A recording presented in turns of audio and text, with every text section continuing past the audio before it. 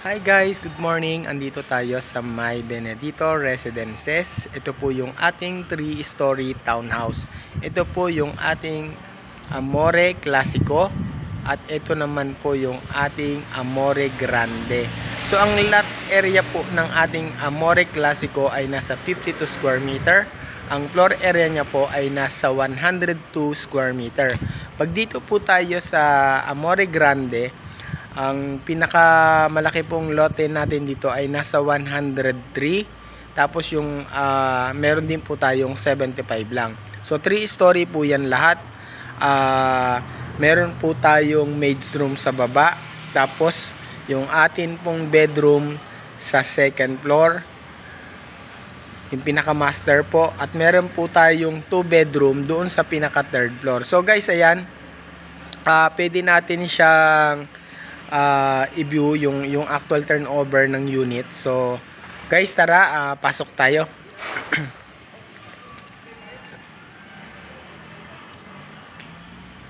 Tayo sa kabila. Malinis to.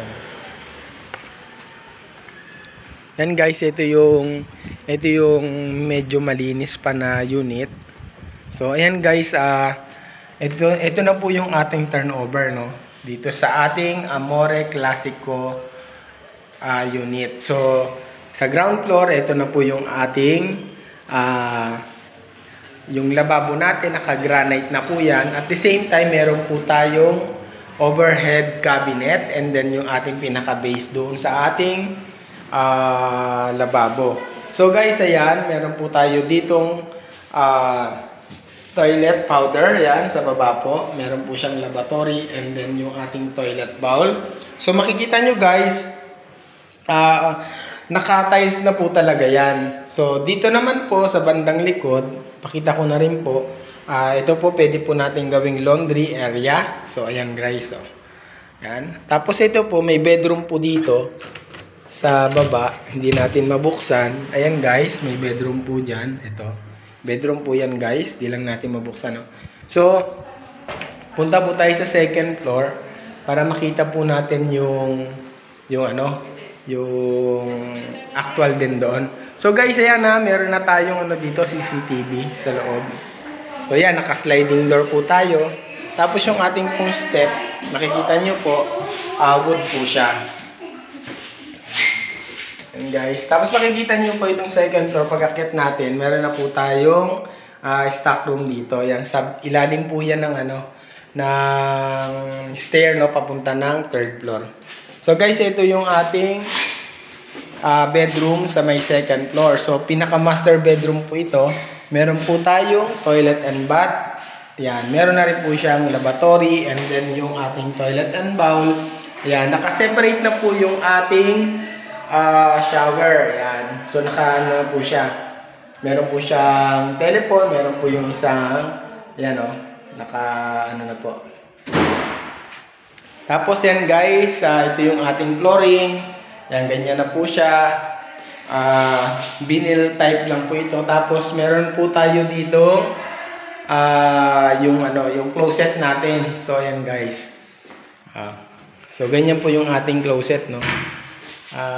Siya, yung sliding yung pinaka door niya. So ayan guys. Oh, maganda po, di ba? Tapos guys, punta po tayo dun sa second floor para makita po natin yung kabuuan ng ating turnover. Yan, dito po bago tayo umakyat, meron po tayo ditong pwede natin gawing laundry area. So ayan. So makikita natin dito guys yung ilalim dun sa may ground floor. Yan, dun sa may laundry area sa baba. So guys, ayan, pasok tayo. Akyat tayo dito sa may third floor. Makikita nyo po dito yung dalawang bedroom. So, ayan guys. Yan, ang ating bedroom sa taas. So, ayan. Ganito na rin po yan. May mga na po siya, may mga cabinet na rin po dito. Yan guys, may cabinet na po yan.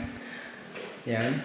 Tapos, yung ating flooring po, naka-vinyl na rin po yan na tiles, no. Yan guys, oh.